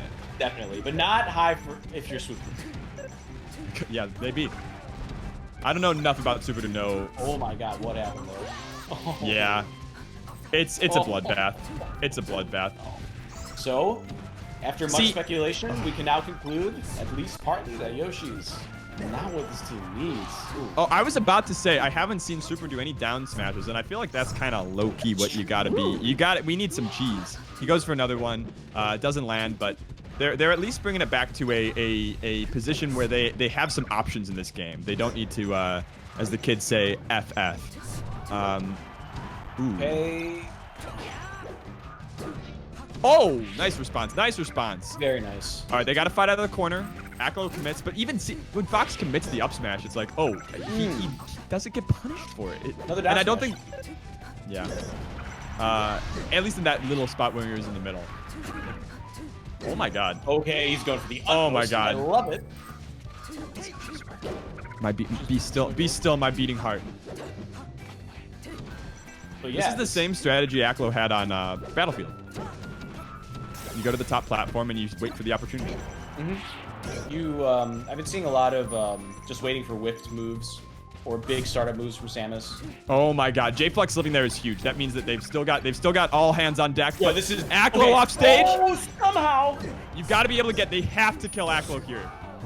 Yeah, it wasn't enough. It wasn't quite enough, but at 27%, you could get a cheese on Aklo, but Aklo's good. Aklo's not going to be falling for cheese anytime soon. Yeah. IMO.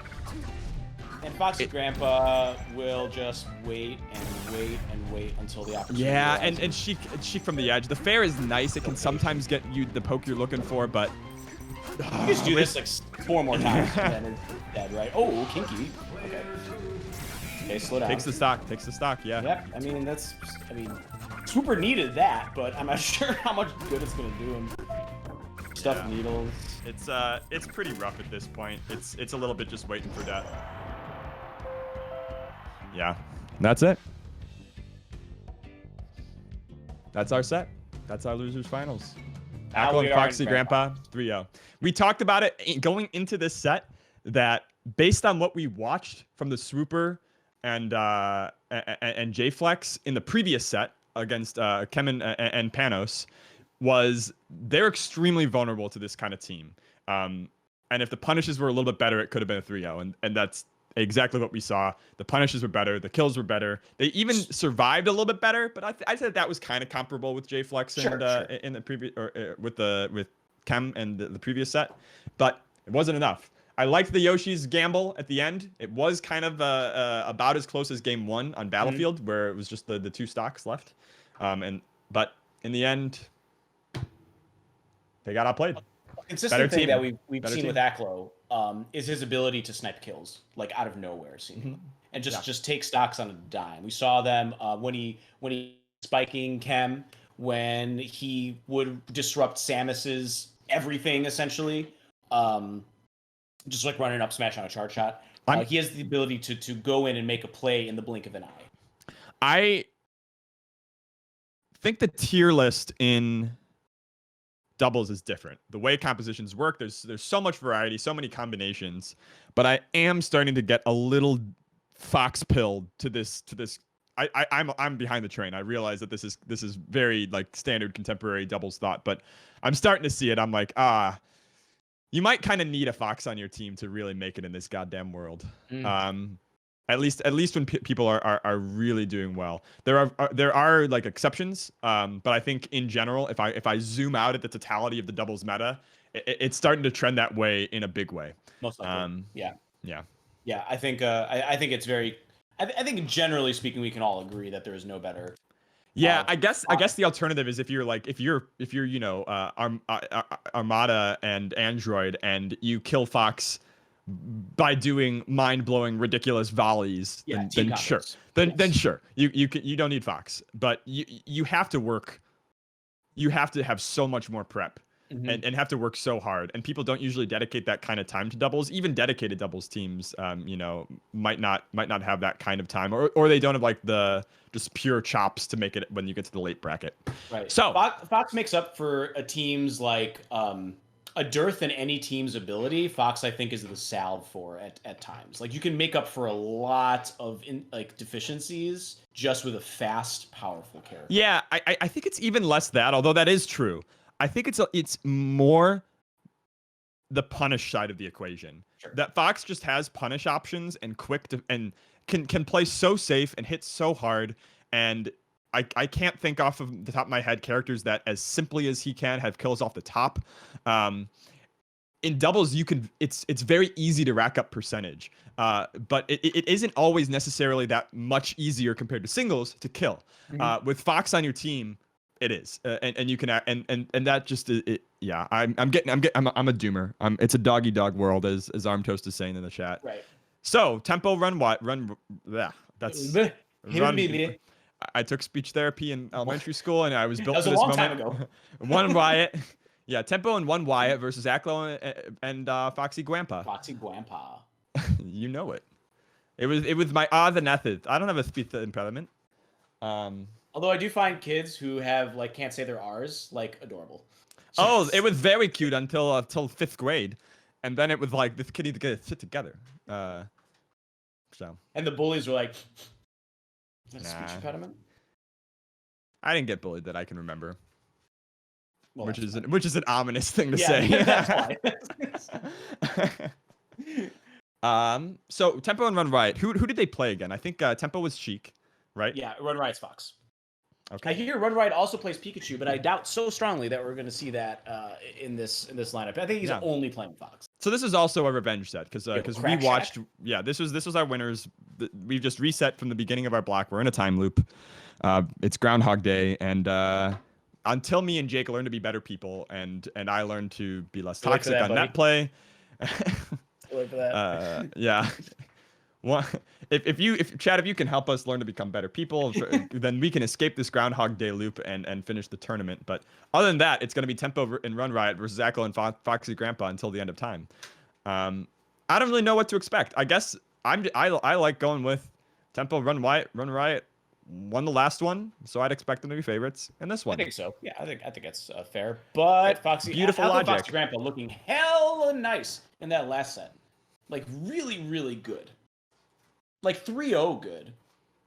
Yes, steamrolled good. My skepticism is, I think that was more them punishing the Super and J-Flex's already unstable plan more than them powering up on them per se. True. There definitely is a baseline of competence that they had, but even in the set with Aklo, there was that one game in there where they took 6 stocks from Run Riot. That to me is still Aklo's peak game of the day, where they just found the Fox and just toasted him over and over. Just snuffed him out. So I guess that would be the game plan, right? You've got the one dub from your previous set. How can you replicate that? How can you counter their counterattack to it, which was essentially for Tempo to take the lead instead of Run Riot. So it's often difficult in doubles. You've got to spook Tempo. So you don't need to actually take 6 stocks from Tempo in the same way that you took 6 stocks from Run Riot. You just need for the Fox to do Fox versus Sheik things and scare the Sheik enough where the Sheik doesn't want to be the lead anymore. It's okay for you to not just demolish the Sheik stock. As long as you banish the Sheik to the ledge, then they can do the 2v1 against Run Riot and try to replicate that success from game 2 of the first set. Right. And so if Sheik's on ledge, right, and then the action is going on here, there's this no man's land where Sheik's going to come into. So it's really important. And Aklo's doing such a good job at this. At target switching so briefly, just to run, take care of the Sheik for a little bit, and then go right back to the action. Or take care of the Sheik all the way, making Sheik's approach back into the fray a huge liability. So she can't just dash attack and just clear the air. Yeah, we had a question in the chat. I'd like how many of your books have you read, Jake? Of the ones you've got there on the wall? Oh, none of them. That's very classy. Not a single one of them. That's actually the classiest possible option to take somebody into your private study. Not your private library. My private study. No. My library is much bigger. You wait till you see the Shakespeare library, the Shakespeare Memorial Library. This is a book I have read though. This is Melee is Broken and is very not in focus, but this is the only one I have read. Do you agree with the Melee is Broken? Do you think Melee is broken? Yeah, Melee is not broken. I think works. A lot of what the book is about is what does it mean to be broken. What does it mean to be broken? I mean, it's a term that I say to my my casual friends, and they think it's the opposite, right? It's about existing outside of a perceived status quo, right? So for so many games, there's kind of a formula that they all kind of fall into, right? Of how the meta of the games emerge, of how they interact with their developer, and how the community kind of emerges. And for the most part, Melee does kind of break almost all those rules. Mm-hmm. It's one of the very few games, and there are others, but it's one of the very few games that experiences open hostility from from both the majority of the audience and from the developer and from the creator of the game. I'm sick of people giving Sakurai a pass. That dude also doesn't like. He does not like the community. He invented Smash Bros. Because he was sad. This is the story, right? He invented Smash Bros. Because he was sad that somebody was losing in Street Fighter because they weren't good. He was like, I think everybody should be good, and that's a beautiful thought. And it's a beautiful thought. It's he accidentally didn't do that at all. No, he did the opposite. He made the hardest fucking fighting game ever. Yeah, ever. And then you know, arguably he kind of clawed back a little bit of that energy. Yeah, he went whoops later on in his repertoire. Well, is that why he created Melee, or is that why he created Smash 64? Really both. 64 was you could argue like a proof of concept, and Melee was kind of the coming out party of like, yo, we nailed it with the 64 shit. Let's double down. Let's make it happen. And then, like, set in motion all the smashes that followed, right? Like, let's make it big. I've seen in the chat, it was Sakurai who beat somebody so hard at Street Fighter that it made him want to get the game. So this guy, man, men will literally create a game with tripping in it instead of going to therapy. This is the world we live in. Just if he had one friend that just was like, yeah, man, it's okay for people to lose. They're gonna be okay. It's just a game. If he had one friend that told him that, then we'd never have tripping and we'd have Melee online, there's right? a certain point in your insanity where you stop looking to fix yourself and looking to fix other people. Like, you think that's the problem. I love psychoanalyzing Sakurai because he's never gonna do anything. He's never gonna come after us or come after me. He doesn't care. He's living the biz. Yeah, he's under Nintendo KGB like constantly. Like he is. I bet there's people outside his workspace just making sure he's working on the next Smash game constantly. Yeah, if I was to write a book about Melee, and now it seems like half the people, there are a lot of books about Melee, and some of them are good, and others are the 3 Ws.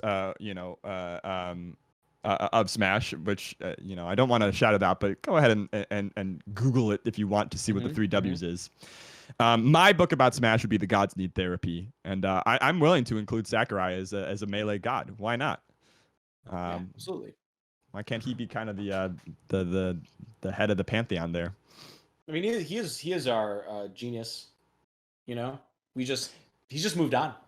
Yeah, and we were okay with that, honestly. I will say though, I think in Melee, the development story is that there were a lot of like heroics by individual developers, but like ultimately, and this is something that I think as a hashtag we live in a society we don't do very well, is acknowledging that like this shit is a team effort, right? Sakurai is the face of the team, and that's a valuable function to have. You have your single point of contact that fans can fall in love with, and it's a lot his vision, but he wasn't, you know, there was a whole ass team. And they all imparted their souls in it, and their views and their beliefs. And so, like, a lot of the things that are great or interesting about Melee, you know, there's a whole crew that was having probably a nice time on Extreme Crunch making it happen. And they let you shoot all of their names at the end. Yeah. What has HAL Development done ever since then? Is it just Smash? I thought that there was like, I thought HAL only did Melee. HAL became a different company called Sora. Okay. And I don't think HAL is around anymore. But they did like the Kirby games. They did, oh god, there's a couple like random ass games that they also did. But they turned to Sora, and then I think they specifically did Smash and Kid Icarus. They did Kid Icarus game. HAL, I think, did one of the 3DS Kid Icarus, I believe. Yeah. Which apparently is great, and I never played. Yeah. The other thing is like, I can't fault the crew for their change in philosophical direction after Melee, because like, you know, they a lot of people, the people that play the game love it, right? The general audience. I think the key fallacy that sometimes casual fans fall into, or that maybe the development studio themselves did, is this idea that that it's mutually exclusive, that competition and general fun are mutually exclusive. Like Melee was played by casuals on the GameCube, and they didn't need wave dashing to have fun, and it was fine. And they were having a good time, and they achieved Sakurai's vision. So yeah, why can't Por qué no los well. dos? It exists equally well as a competitive game as it does a party game. Unintentional as that may be, but that's kind of amazing. I'm done complaining about Sakurai. Are you done complaining about Sakurai? I don't think you're even complaining about Sakurai. We're just case studying the man. I literally feel like I'm talking to you and you're like my therapist, because and I'm like, Jake, he just won't talk to me. He won't talk to any of us, dude. He talks to Toby Fox. Toby Fox got a main line to Sakurai before any Melee player did. And that dude's gone to locals. I've seen him. VODs.co Toby Fox. I've seen it. Who does he play? I don't remember. I think it's been a while. I think that was pre-Undertale. Now he's just like, he might play unranked, but he is just rolling in giant bags of digital money. He made a post the other day, or not the other day, like months ago, where he was like, yeah, I've been putting everything into this game. I'm so tired. My wrists are hurting. And I thought, this guy is Sakurai, isn't he? No wonder they were playing Pokemon together somehow years ago. They're the same person. Foxy Grandpa. Aklo. In one corner. Well, I guess two corners on the left side. We got Foxy Grandpa and Aklo. In the other two corners of this square, we got Tempo Run Riot for a grand finals match. At long last, we've come to the conclusion of our doubles day here on Allston Melee Bender. Thanks all for watching, everybody. This one's gonna be a treat. Yeah, I think it could be good. It's a mirror matchup. The first time these two played on the winner's side, it was kind of a bloodbath with Tempo and X Run Riot winning 3-1. There was one game that was a blowout in the other direction, game 2. So there kind of is a path for Foxy Grandpa and Aklo, and they're coming in from the loser's side, looking pretty. I'm skeptical. I think that the favorites are the favorites are the favorites, and if I'm gonna slap a prediction on this, I'm gonna say we're gonna get another 3-1 in the favor of Tempo. What are you thinking, Jake? You think so? I'll put my money on the table. I think Foxy Grandpa and Aklo are gonna take it. You think so? What do you think set count? Because that's a reset you're talking about. 6-4, 6-5. No, that wouldn't. Of all games, okay. If they're gonna barely squeak out the first set and then 3-0 the next set. Somebody in the chat asking, who the hell are Tempo Run Riot? Well, go to liquipedia.net/smash/tempo, and you'll see that he is a Melee Chic player from New Jersey. Approximate total winnings, $33. I guess that's right. Crack Shacks in Tempo in chat. Crack Shacks in chat. Yeah. We also they are doubles specialists. They are doubles focusers. They are doubles tryhards, and I respect the hell out of that, because I think doubles needs some tryhards in these trying times, don't you? Here we go. All right. All that text on the screen prepares you for one thing: a sick doubles match. And Aklo going for a lot right away. Red team's corner. That's bad. What? Never mind. Not bad. Actually, great. Yeah. Boom, here we go. This is exactly what the game that was great for Foxy Grandpa and Aklo looked like in the last set versus Tempo and X Run Riot. Like a million shine spikes. Yeah. So many shine spikes that Aklo started mocking him by shining him when he shouldn't have been shining him. Bro, seeing stars. Yeah. Oh, ooh, but the back and forth. Yeah, that's the energy that ended up the set being 3-1 in the other way, right?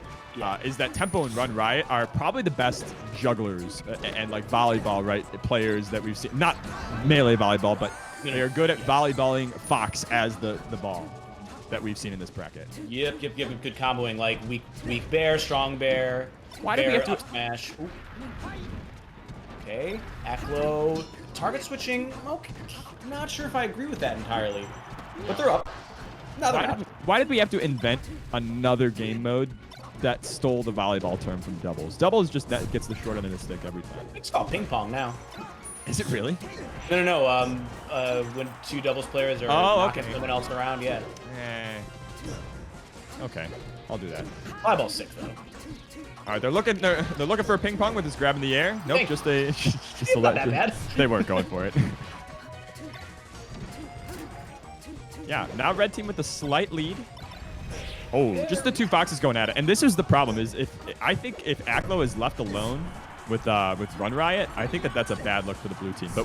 But blue is really good at kind of like closing the door and saying, I'm actually gonna dip from this engagement and finding a teammate and then kind of relying on that as their solution. Yeah, the trust you can have in your teammate to pick up each other's slack is like maybe one of the most important features of doubles. Oh my Trust God, and tempo. 169. That's the well done. the flaming 69 super duper like muscle Nitrous car, right? Yeah. With nitrous. The 69 Mustang. Oh no. I don't even know if that's a good car, but 60 anything Mustang. Hey, is it's got good. if it's got fire on it, if it's got little Right. fire decals, it's got to be good. So that's one bitchin' car. Yeah, that's good. Aklo again? Oh, Yeah, shot. cash. Oh, he actually accidentally almost saved him. Almost. Yeah. Aklo really high percent though. Blue team's still eking out this win. Tempo's like longevity is coming in clutch. There are no term limits on this man. He is holding on to these stocks. Mm-hmm. Oh, hang on. is that too deep? Okay, no. Oh, fuck. Wow. Wow. Okay, all eyes on tempo. us.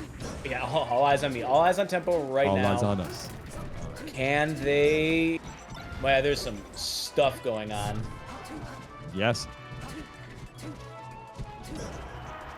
It's separating into clusters, into This is 1v1s. into Oh my God, that was grabs. like that was actually almost perfect for the blue team, but then Tempo got pooped, but it was still enough for Run Riot to finish it out. The percent too damn high. On a shine turnaround there. The percent and the rent way too damn high. Okay. Yeah. So far your prediction is becoming more accurate. That was a short game. That was like one of the shorter games that we've experienced so far. Yeah. It wasn't clean. There's definitely hope, but here's the thing is like in the one game they took in the last set, Aklo had to show some heroics. He started to get that done in this game, and it was close. I think I'm trying to predict in my head and imagine in my head like how much does he have in the tank? How much muscle juice does this guy have? Does he have the protein shake? Does he have the spinach in there? I don't know because it wasn't enough. He's got the fox with a chip on his shoulder. Tempo. But that's what he has. But it needs to be more. It's really I think their only way out because they just are not tanking as well as Tempo. I actually don't know that they're gonna be able to get Foxy Grandpa to that point. I think the pressure's on Aklo. I would love for them to prove me wrong and come in with a different play. But to me, this is the kind of set where Tempo's playing so well that they need the Fox to spaz out on him, as they say. Aklo gonna keep his back. Yep, back air shine. Shine getting his opponent off stage is just lethal in Aklo's toolbox. Absolutely lethal. But the problem is that Aklo needs to play this well, but like Run Riot is not that he's like some drag on the team. He's making really nice decisions. Pretty consistently through the map. Suffering in the 1v1 though, like significantly. Great save. Yeah. So this is similar start to the last game with a little bit of a lead, a little bit of punishing on Run Riot, control of the map by red team. But I'm starting to not trust these leads, right? Because blue team is playing proper doubles where they take that percent seriously if they rack it up in the early skirmishes, and they're gonna find the finish to keep things even. That was not what we were seeing in the earlier sets, where it felt like it was so much easier to snowball a lead. Yeah, not at all. And the blue team with the consistent offense here, like really I know that's a really good strategy actually, is getting them sandwiched together so they start hitting each other. Oh, Aklo in the 1v1, but here comes the 1v2. For Sheik to like get out of a skirmish like that, he needs to down smash, he needs to tilt or something, and if Aklo's right there, he's getting hit. I love this from Foxy Grandpa. You see what's going on the left side of that screen? Yep. I am a big fan of maybe I need to cool it and give my Fox this space, kind of play for the M2K strategy. I'm going to hold on the ledge and be the stock tank. And if our win condition is Fox pops off, he needs 6 stocks to make it happen. Yeah. Which is which could be generous for certain boxes, but in matchups like oh my god, mirror, Foxy. like, Foxy just whiffed an easy edge guard on the left side, missing 2 fairs. They still clean it up, which is just a testament to the map control that Aklo is getting on the stage on the right side. Yeah, taking to the sky a little bit. Yeah. And keeping ground and like holding down for as much as he can just to get the counter there. Okay, 5-4, 5-4. I think Red really loves this space. I think that that Aklo is great at following up on the platforms. They're liking being able to live a little bit longer. They're more confident in their gimping. Yeah. All right, there we go. Definitely big. Must clean. Okay. No, that was a mutt. That was. I think it's okay. I think it's okay. But the thing is this is an opportunity that could have been a 1v2, and instead it's a 1v1. And instead you keep giving Aklo the chance to come back. Okay, now that was really yeah. It fell apart. Like 3 attempts. You Right, get it. because instead of it becoming a 2v1, Foxy Grandpa just bails on the 1v1 and goes and helps the teammate recover because they got a second chance at life. Blue team doing a great job of holding on to their stocks so far this entire set. Oh, okay. Unable to save. Yeah, that was just definitely weird knockback, flying off the ledge there. I love the refresh from Tempo. The great stage position for Blue team Why right did they here. corner themselves? Yeah, Red team just cornered themselves, straight up. It's tough. The Fox is coming down with invincibility, and at the beginning when they set up that position, Tempo was on the other ledge, just like shine stalling. And so the speed that the Blue team just like descended on them and the confidence is really a huge part of it. We're seeing a lot of Tempo of jumping from the platforms with back air. This is the first time I've seen him just hard punished for it, and it actually might keep them in the game if Aklo can recover here. Yeah, this is Blue team's game. They need right both. I think they need both of those stocks. Yeah, they do. Ooh! Oh, this is madness! Madness! This is some business. Oh my god, they blow up Aklo. He's got to steal a stock now. That's it. Oh, okay, what great. a gift. I mean, yo, hang on. Aklo can take this. Aklo Yes, he can take can. This is the 1v2 man's. This is the time. Okay, so you always look at the percentages, right? You start with Fox. You've got the Sheik out of the way. Any strong hit will get yourself some space to deal with the 1v1. But this 1v2 is practice. This 1v2 is not dirty. This is not dirty at all. Not like we've seen in the Aklo Fox Grandpa 1v2, right? That was like Rejected. talk about situational awareness. They have that every time in a 2v1. It's super. The shine on the side B. That's when What was that? your ID is you are 20 years old. You are not in this bar. You bounce the hell out of here. Get kid. Trying to get us in trouble. Yeah, it was a decent like start from Aklo, but there's a feeling you get in a 2v1 and it's a panic it's a panic and joy, I guess is what I describe it about, because if you hit the 2v1, it's so sick. Right. But there's also that panic, and the other team feels very similarly, where there's a little bit of fear that you're almost like social fear of like, oh, I'm going to get embarrassed if I lose this. But like the game's kind of in the bag. So that mix of emotions is so unique in Melee. I love 2v1s. There really is nothing like it. And one guy is just sitting there. Yeah, it's just spamming tech skill, charging needles, whatever. But for the one in the 2v1, you're expected to lose. So if you lose, no one's really hating on you. That's what I'm saying. If you win, you're a god. That's where I thrive, Jake. Low expectations, so you can always exceed them. You'll never be disappointed. The only thing is your teammate might be keeping track of the stocks and be like, yeah, you got the 2v1 at the end. It wasn't your fault. And then they look and you lost 7 out of your team's 8 stocks. Yeah, like, yeah, but I was the last man standing. Ooh, yeah. I'm glad we don't see result screens anymore, because then you get to really see whether you were lacking or not. What went down? All right. Good start for Red so far. Oh yeah, we forgot to tell the audience. Tempo and Run Riot are the Crack Shack. This is the 4th day of Cocaine Wednesdays, and they're representing it well. In our Holy Week. Yes. Oh my God. That's just hilarious. I wasn't paying attention. How did Tempo lose his stock? Was it a gimp? It was early. It was very early. Okay. It was a gimp. Okay. Yeah. There's a lot to look at on the screen here, folks. There's a lot of colors. Wacklo with the quick pickup. Yeah. Getting his friend out of. Look at them both. They like this beautiful synchronized swimming with the Sheik back air and the Fox back air, and that's most of the time that's all you need in this life. Just a big wall of back airs. Right. It's like a hug. It's it's a nice protective hug. I certainly feel safe when me and my homie are back airing together. Right? once everyone gets the vaccine, just catch me and my homies back airing each other. All right. We've got a little sandwich here with the red team. I don't think red team minds too much being sandwiched in this way. They both are pretty content to fight their way out and just take the... Echo likes to jump out of... he's very vertical in general, and just jumping out of that as Fox is usually a pretty safe bet. Just watch out for your jump. Oh, they're saying that Tempo is not in the Crack Shack. All right. Oh, really? Well, Damn. Run Riot representing it. Oh, let's go Run Riot. Crack. Crack. That's some New England lore, man. I'd love to know about that one day. Yeah. This is a pretty big turning point in the game with everybody at such high percent. I think if the red team can get huge percent here from Aklo, which is what basically how they've been. Yeah. It doesn't look like it. Aklo's begin. Okay, big, enormous two stocks. Yo, crazy. What a shame. So right there, that all comes from Foxy Grandpa just surviving and getting enough time for Aklo to respawn and get the punish that they earned by having the stock lead and the percent lead, right? How can we snowball this just a little bit more? And they weren't able to snowball it from Aklo's side. He immediately dies, but they're doing okay overall. Ooh. Yeah, and then Aklo finds himself in the money spot. Never mind. Actually, yep. This is a great set. He wins that every time. He wins the 1v1 almost every single time.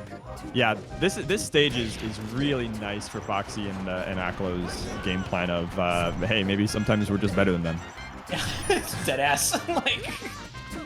like you can brute force that sometimes. I don't think that's like an illegitimate strategy in doubles. No, I think it works the whole time if you have yeah. Yeah, fear, respect. It's all very real. Again, yeah, this is... Tempo needs to chill and take a stock, and then it's doable. Chill, take a stock, take a breath. It's tough to do those at the same time. It's tough to chill and take a stock. And take a stock, right? So that to me would imply, if we're trying to solve that riddle, that would to me imply you let Run Riot toss them into you, and then you just use your beautiful big Sheik moves. He didn't take a single percent since I said he needs to chill, and he took a stock. Precisely what he needs. And now a game that was mega good for red team is game point for Tempo Run Riot. Yeah, this is the tournament. This is the tournament 1v2. And honestly, Foxy Grandpa, I don't think he's cut out for it. This would be a huge change in what I've seen from this player in a little bit. I don't think it's undoable. But I'm skeptical. Blue Team's 2v1 synergy is just gorgeous. Oh, the needles. The needles. That's it. Out. All right. So that's it. Tossed them out the window, and that's our grand finals champions. Our champions for our Allston Melee Bender. They need to now get drunk or something. I'm not sure what the idea is, but they certainly need to find a local rat, as is tradition in Allston. Give it thanks for the bountiful harvest this year. A little piece of cheese left outside, and we're gonna be updating that Wikipedia page because Tempo's got a lot more than $33. More than $33 coming his way. Added that up. What is do you know what the prize pool is for doubles anyway? Absolutely not. It's absolutely no idea. But listen, if we can just be $34, what a gift. Making money off Melee, I'll say it. My mom, I'll say it. Playing for cash, a little FC. The most important acronyms in Melee are the dough, right? Mm-hmm. When I got third place in an amateur bracket and the TO handed me $2, that still says something. That bought me nothing. Maybe, I don't know, maybe a bag of M&Ms. But still, it's that you earned it, Jack. Yeah, it's that you earned it. And they're these hidden doubles bosses, right? Doubles re-emerging as Slippy adds that as a feature. It's been a drought for doubles as COVID took hold of our of the goddamned human race. Yeah. And so to get a little camaraderie and a little connection here on our streams and in our lives is it's fun to see. I like doubles. It's the closest we can get, I think, to just truly chilling with the homies. Yeah, at least without soon infecting them with the deadly disease. Right. You certainly can chill with the homies right now. You certainly shouldn't. But I can't stop you, me personally. Yeah, I can't do that. All right, that's our wrap. That is our wrap, and what a wrap. Yeah, we're done. You got any books you want to recommend? Melee is Broken by AJ Spoopy Rappaport and Nicole St. Nicholas Bennett. Do you have your copy too? No, it's in the other room. I've been actually reading it actively. I guess I'll recommend The Box. How the shipping container made the world smaller and the world economy bigger. Very relevant in the news this week. Everybody's talking shipping containers, and I was like, I've got the You're right for you. The highest media value of shipping containers of all time. Finally, people see the world like I see it. All right. Bye, everybody. Have a great time. Great time. Great weekend and great tournament. This is just the beginning. See you tomorrow. Bye, guys.